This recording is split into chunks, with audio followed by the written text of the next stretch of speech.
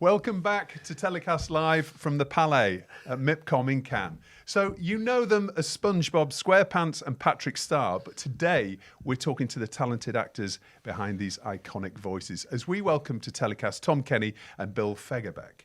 We're going to dive into everything from the early days of SpongeBob SquarePants and its incredible cultural impact, and of course we'll hear some stories from behind the scenes.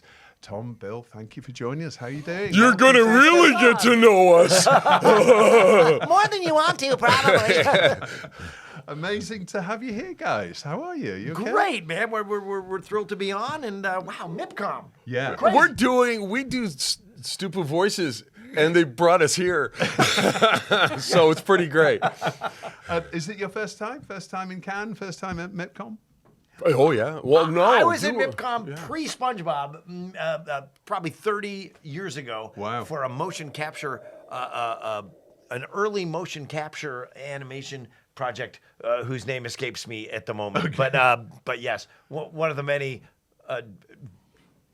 dead, obscure things on my IMDb. Well, we don't need to talk about those. That's absolutely fine. They're there. Don't even click on it. Nothing will come up. 25 years of SpongeBob SquarePants, which is an amazing achievement. Take us back to right at the beginning when you guys first got involved. What were your initial reactions to the characters, and did you ever think they'd become so iconic? No one in our goofy business. I mean, if you would ever even dare hope for something like that, you're a bigger idiot than I play. You feel lucky when you stumble into something that you realize is well conceived and well executed, and you enjoy it for as long as it lasts because you got rent to pay. I didn't understand the material. I just thought I dismissed it. And I just did it, and I took my $600. I went home, forgot about it, and then 8 months later, I get this package in the mail, and it's a VHS of the pilot, and I watched it, and it changed my life. I thought, I was accidentally in one of the best cartoons I've ever seen. Best $600 you ever. Yeah, for sure. Good seed money. Many $600 later. So. Wow, yeah, it is kind of mind-blowing to realize it's been 25 years. Even though we had a 5, a 10, a 15, a 20, right. a 25, and they've all been celebrated, you kind of don't really notice time passing when the character that you're playing doesn't really age. The characters are the same. There's not like a character arc. Right. It's not like EastEnders, but maybe that would be good. I'm pitching that for the British audience. Okay. Deep Enders. It's kind of like like the undersea version. Get out of my pub. Get out of my pub. Yeah. So this SpongeBob's personality is hugely infectious. Obviously, I mean. How did you find the perfect voice for him? I mean, did you have this voice in your mind already, or when you first came to voice, and how did you create the voice for SpongeBob? Well, I had worked on an earlier Nickelodeon animated show called Rocko's Modern Life, early '90s Nicktoon, that Steven Hillenburg worked on as the creative director, and I was one of the voices on it. Ironically, on that show, I was the dumb sidekick. Like, I was the Patrick guy on Rocko's Modern Life. Yeah. It was this character, Heifer, who was a steer, like a cow, like a bovine. And Steve and I just met on that show, and then when Rocko's Modern Life, did its 52 episodes, and Steve was getting ready to pitch his own show, he just remembered me and remembered a kind of an obscure voice that I had done for almost a hidden character. It was in a crowd scene, like and you just try to do different tonalities to fill out the crowd. Hey, you're 20 people gathered, at this riot or whatever. And One of the guys was this kind of squeaky voiced dude. And I totally forgot about it. I just dumped that file, and Steve remembered it and said, "Remember that?" And he played the clip for me and said, "That guy, you can barely hear him in there, but it's that guy. you can kind of isolate him." And Steve liked that voice. He said, "I think it fits this character who's kind of half a boy, half a man, to quote the Nickelodeon song. Half a child, half a grown up, part Pee Wee Herman, part Jerry Lewis, part and Steve just laid it all out very clearly. So we always knew where to go with with the show. I mean, when I first saw it, it was kind of, he hadn't even pitched it to Nickelodeon yet. It was kind of this presentation that was in his drawer at home, in his desk at home, and I just fell in love with it from the get-go. Yeah. And you said, I can do that voice for an afternoon. Yeah, I can do that, but not like I'm going to be doing it 20, not like a quarter century from now. I'm going to be going, Cut to massive scar tissue. So Bill, Patrick is obviously lovable and innocent. I mean, have you added anything to his persona over the years? I mean, I guess if you're voice acting the same character over years, I mean, can you add anything to it, or is it just exactly the same character? To talk, talking about, as I say, well, we know it's not EastEnders, but is there something that you can bring to it over the years and develop it? As a bit of an expert in being a moron, I do try it. I love, one of the joys for me is, first you have to recognize the intent of the writing and the moments and the beats, because they're so specifically drawn up, because they're conceived visually and the words at the same time by the storyboard artists and the writers. So you have to work within that framework. I'm always looking for a way to massage something or give a little twist and have a unique reaction that is the essence of Patrick as I know him. I do like. It's not like we're just spitting out the lines, and we play. Well, I off would each say, other, Bill, that too. on the Patrick Star Show, the spinoff, which is more like a sketch review, starring Patrick Star, there are different places where you go with Patrick that For he sure, wouldn't go in right. the SpongeBob SquarePants flagship show, because it's a bunch of comedy skits, almost Monty Python-esque by design, and so Patrick does go to a lot of different places Right. in those shows that you probably had not gone before that. Oh, right, 100%. And so, but it has to be within the framework of Patrick's unique worldview. So if Patrick is doing a late night talk show host, he's also doing it the way he thinks it should be done. Right. And so there's, so it's a fun world to play in, man. We're just big children. We're having so much fun. And this guy, Bill's a really big child. Yes, right. But You don't really, wanna it all dress starts me. from the characters and their DNA. It all springs from that. So as long as that's your nexus where you're starting from, then everything else will follow. The writers know the characters very well. We know the characters well, and it's kind of like a nice, comfortable slipper that you can put on. And run every around once in in a and have lot while, of fun. because we have a standing after 25 years saying, but we can say, the phrasing here doesn't feel authentic to the character, and it's not like they're, hey, shut up and say the lines. We Well, get I guess to, you kind of outlasted many people that have worked on the show over that time, so you know them better than anybody else, right? Yeah, although it's many of the old guard are still on SpongeBob. We were Yeah, talking about this earlier, that a lot of people that work on SpongeBob have spent most of their adult showbiz working life in SpongeBob, like people that started on the show 25 years ago in their 20s.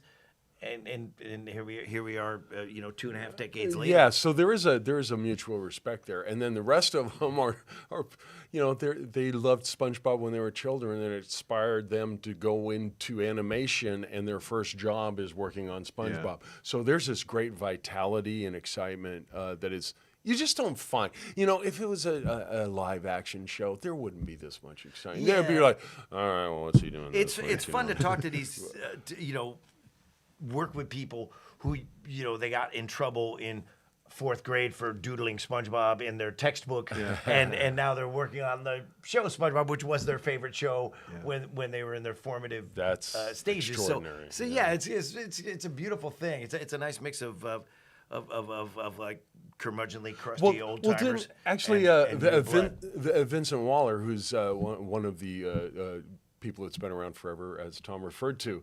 He said the other day, didn't he, that a lot of times he'll get corrected by the younger writers. It's like, no, that was actually some other thing in an episode, they know blah, the blah. SpongeBob canon, the lore. What Vinny has forgotten is still, So talking about, the actual career of voice acting, and when you're playing these characters, I mean, is it a solo? I mean, are you doing this from home these days with the new technology? You can actually do it from home via various different remote recording, or do you come together in the studio and riff off each other? How does it work when in the production of the show? Kind of all of the above, I mean, as the pandemic taught us that we could do it in a modular way. But before that, you would always do it together, would generally, you? Or in the studio? but also sometimes people would be off shooting something else, or Clancy Brown does a lot of on-camera work, so you'd have to work in Mr. Krabs later. So he'd have to go to a studio and mix. It's always been a mix of ensemble and. I lasted about 8 months in my bedroom, screaming in my bedroom. I said, "Please let me." And I started begging Nickelodeon, "Please let me return to the studio. I don't care if I'm the only one, please." And the engineers were excited about that because they were having to run sessions from their apartments based on the Wi-Fi quality. So it was. Me and a couple of the engineers coming back into Nickelodeon when there was just one or two security people and a couple of cleaning ladies always in the kitchen area, just like talking and looking at their phones because there was nothing to clean. Yeah. And so I've been back into the studio ever since, and some of the other actors have come back into. Yeah. But I had to get out of my home. I didn't want to do it in my home. I love going to work and being in an environment that is unique to the unique job. Yeah. I go into the studio sometimes, but I'm also a huge fan of the 20-foot commute. Yes. That's a nice. Tom is the session director now, right? Okay. And has been for what, like 7-8 years, wow, something like that long. Yeah. I'm also the voice director of all things SpongeBob. So right. Okay. So that's another reason why I tend to do it from home, is that there's so much happening all the time in that world. Even if I'm not voicing, I'm directing somebody who is voicing. Okay. So, but yeah, I like them both. I like being in the studio, but I don't know. There is something about setting your alarm for 5 minutes before you have to be to work. Yeah, that's it. Yeah. Yeah. Well, actually, TellyCast actually came from during COVID, the pandemic. I started it when I couldn't, leave my house. So that's how this whole thing started. Yeah, so a lot of things have grow from adversity. Out of horrible times. Right. It's like even after the nuclear blast, there's little flowers that grow through the cracks in the sidewalk.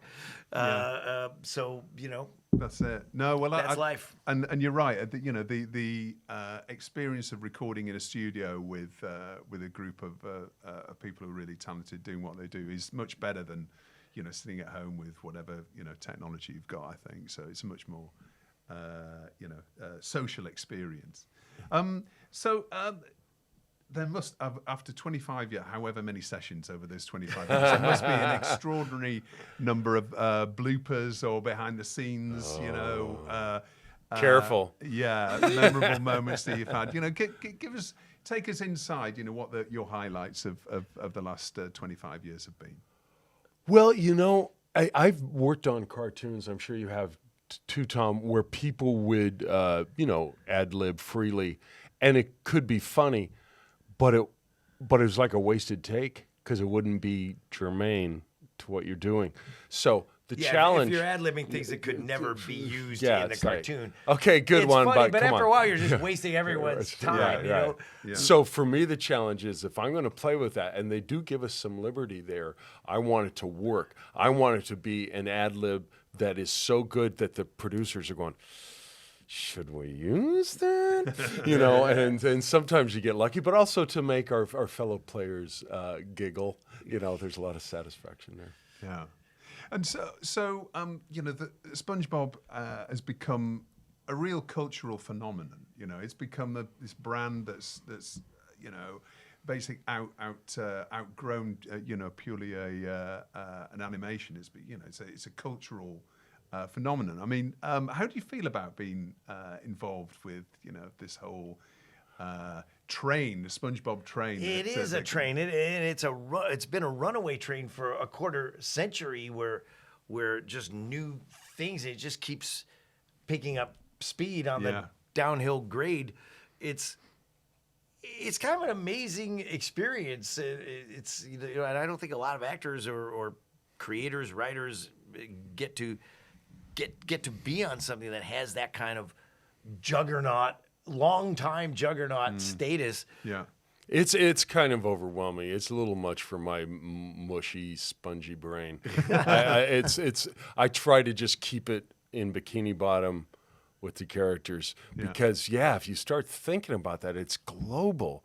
It's all these different places and all these different actors that are doing, the Japanese, the Korean, the Swedish, the Croatian, the whatever. Yeah. There's this whole universe of actors that are repeating what we've done in different languages. Have you ever been in the same room as a lot of these people around We the met world? the Croatian Patrick today. Yeah, just today, right.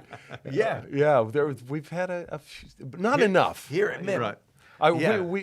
You might meet you said the Spanish one. Yeah, right? well, yeah. The Spanish language guy, Luis. We've been trying to make a meeting happen at some Comic-Con in Mexico City or something, Right. But yeah, it's a beautiful thing to be.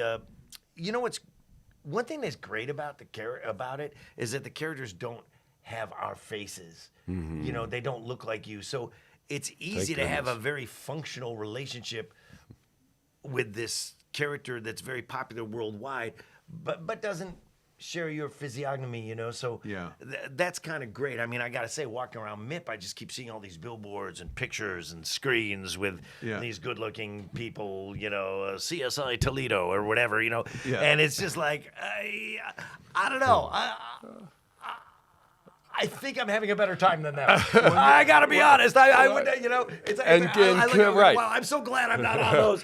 Coming from the world of camera. camera myself, getting to leave cosmetic hysteria behind is fantastic. Yeah.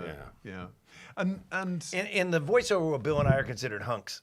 Believe it or not, that's how low the bar is. do you think there could be another show that's as successful and impactful as SpongeBob if it was created today? Do you think? Do you think People there's sure keep anything, trying. Obviously we've just had MIP Junior and lots of people pitching ideas to everybody, and Given obviously the everybody wants the next SpongeBob. But- right, exactly, and I've been hearing that since season 2. Yeah. And it's just, but given the shifting sands of technology and how content is distributed and consumed, who knows? I mean, it's But possible. I also It's think possible. that anything can be the next big thing. For sure. Anything can be the next big thing. Often unexpectedly. SpongeBob just kind of happened. It wasn't Preferably engineered. It wasn't, wasn't created in a laboratory.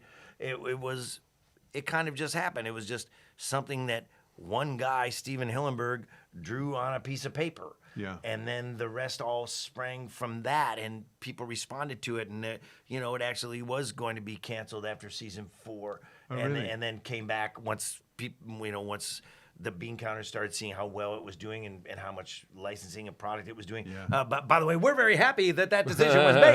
And I have to say, too, fathers of children. It helps when you have the greatest voiceover actor ever in animation. Tom Kenny. That helps. He is the Mel Blanc of our time. And that You helps. heard that, right? I did. Okay, I want to make sure I'm not dreaming that. Thank you, Bill. Well, we love it. We love what we do, and it's like I said, it seems like this charmed situation, like a lottery ticket that fell on the sidewalk in front of us, and we were just, ooh, what's this thing? And 25 years later, you're still having fun, having a good time, still feeling creative. Still like joyous. Yeah, still and I get still excited going, wow, when I get done. Yeah, when I'm going into work. to do new things with SpongeBob. Oh, a Broadway musical. Oh, the Super Bowl. Oh, a new series. Oh, another movie. Yeah. It never feels de rigueur. Yeah. I just use bad French because I'm in Cannes. Okay, but yeah, it's a really. it's hard to express just how lucky we feel, Yeah. and it's all good. Like I always say, I've tried to find a downside Yeah. to SpongeBob, just as a mental exercise, Yeah. and I can't find any downside. It's like, well, it's all good, Well, I guess Maybe I'm where just shallow. Where I was coming from with that question is obviously we've got the world of YouTube, we've got the world of social media, we've got the world of handheld devices now, which really didn't exist back then. Not at all. So I guess that the way that characters are discovered by kids is completely different now. So You're right about that. I'm wondering if you think that will have an effect on the new kind of shows that have been. It has to. It's beyond my ken to really actually consider what it would look like. You mean but, it'll have an effect on shows yet to be created, or on our show? Yeah. I mean, yet to be created. on your show, obviously, it was on Nickelodeon, and that was it was a destination that people went for when to watch SpongeBob. But now there are so many different messages and so many different channels for kids and young people to consume content. So many social media channels. It's all about this attention economy now. Right. Yeah. And I just wonder, whether these sort of characters could, ever have as lasting impact as they had when it comes from back in the day when there was, more linear channels that people used to go to MTV for music or Nickelodeon for, for obviously, we SpongeBob. live in a much more splintered, fragmented world now. But one thing that I always try to keep top of mind is that SpongeBob. Yes, SpongeBob's been around for 25 years. Yes, SpongeBob is very popular. Yes, SpongeBob is globally known to a certain number of people. But there's always somebody discovering SpongeBob for the first time right now. Yeah. There's always somebody. Today will be the day that some kid falls in love with SpongeBob, and they're like, Yeah. "Oh, what's this?" Now, they're probably not discovering it the way that somebody did in 1999. I don't know how they're discovering it, but if they like no matter how they find out about it, the characters will appeal to them in the same way, or so one hopes. And really, it really is all about the characters, and the delivery system is something that nobody really has any control over, right? Yeah. Like storytellers and creators just have to keep creating characters and telling stories, and how that goes into the brains of young impressionable viewers who will soon become older influential people in the adult world, in the entertainment world, is anybody's guess. It's so I think to try to prognosticate that is a fool's game. Hurts my brain. So one final question, or maybe two, but I can't interview such iconic voices without asking you about AI and the development of AI in the States, which is obviously development everywhere. I mean, it's speeding up everywhere. It's coming into voicing. It's coming into all sorts of different elements of entertainment. What do you feel about it? I mean, of course, it's threatening to voice actors, massively. And to writers, and to on-camera actors. There are kind so of to everybody many. who has a body and physically does things. Yeah. There are so many ifs involved, and many of those ifs are dispiriting at best. The pleasures, the challenges and pleasures of being able to work in the field of entertainment it's such a rich way, and it spans not just performers, but everyone that works in the world and does everything that we can't do because we're just like goofballs. How much of, I don't know. I mean, how much of that do we just give over to? Well, I mean, what I'm finding very, very is becoming more and more frequently used when, for example, an actor is either ill or sick, or they can't. How are you feeling these days? For whatever, for whatever reason, they may not be able to make a recording, and there's maybe one line that they didn't use, and it's like, okay, we can just clone your voices and pop that in, And I'm not suggesting that would happen during SpongeBob, but I mean, it's happening. You know, it's in happening, productions all and over the world. you know, it's hard to put the genie back in the bottle or the toothpaste back in the tube. Yeah. And it's hard to put the genie back into the toothpaste tube. That too is difficult. But I think I'm kind of two minds about it, right? Like one side of me has hope that, what human beings and like that organic factor, that special something spur of the moment thing that voice actors and actors bring to performance can't be replaced by an algorithm. Yeah. Then I look at history and I say, for the most part, just being very logical, anytime a person's job becomes, anytime a job is able to be done with technology instead of a human being, it's not great for the humans. Yeah. You know, If it's quicker and cheaper, the world of business tends to find the quicker and cheaper way. Right? Yeah, there's a lot of milkmen Yes, and indeed. bowling alley pin setters who probably thought they'd have a job forever. Yeah. So Yeah. who knows? Well, let's talk about what's next then. Now I'm just sad. finally. Oh well, no, let's not. Well, there's no way that AI is replacing you two anytime soon. I can Oh, tell you. stop! So very last question then. What's next for SpongeBob? What are we seeing new that's coming down the track? Well, there's got a feature next year, right? Yeah, there's a lot of stuff coming down the track. More episodes of the show, more streaming movies for cable and television streaming, and a theatrical feature for Christmas 2025. Right. So They tend to I had tell do us the at the math on last that one. second. Yeah, But yeah, you're right. there's a lot. There's always things happening in SpongeBob world. There's always stuff percolating, and but there's never any lack of stuff for us to do. That's for sure. You know, Yeah. that's nice Great. because I'm hyperactive and I get bored easily. Well, listen, I'm gonna set you loose on the corridors of MIPCOM. Oh boy! And listen, thank you so much, guys, for coming in. It's been an Thank you. absolute delight to speak to you. Well, And, Nice thank to you. see you. all Thank the you. best, and thank you very much. We're going to take a short break now from some of our sponsors, some messages. Sponsors? Haha.